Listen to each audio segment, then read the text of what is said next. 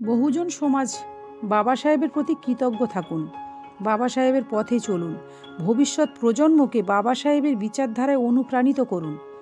বহুজন সমাজে সুখ, শান্তি, উন্নতি এবং মুক্তি বাবা সাহেবের পথেই।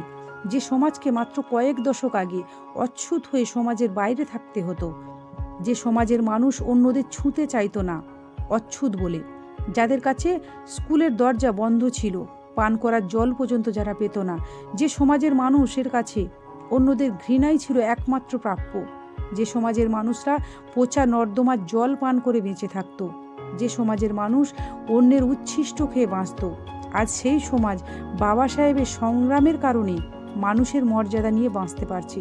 শুধু তাই নয়, দেশের রাজনীতি ও শাসন প্রশাসনের সর্বোচ্চ জায়গায়ও পৌঁছে যাচ্ছে। দেশের রাজনীতির কেন্দ্রবিন্দুতে পৌঁছে যাচ্ছে সেই অচ্ছুত সমাজ। তার পাশাপাশি দেশের জনসংখ্যার অর্ধেক যারা মহিলা সমাজ, যারা অচ্ছুতের থেকেও অচ্ছুত ছিল, সেই মহিলা সমাজও বাবা সাহেবের সংগ্রাম ও দেশের সংবিধানের কারণে মানুষের মর্যাদা নিয়ে বাঁচতে পারছে। মহিলারাও আজ সমান তালে এগিয়ে যাচ্ছে পুরুষদের সঙ্গে।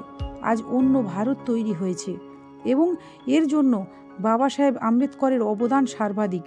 দেশের সংবিধানের কারণে এসব সম্ভব হয়েছে।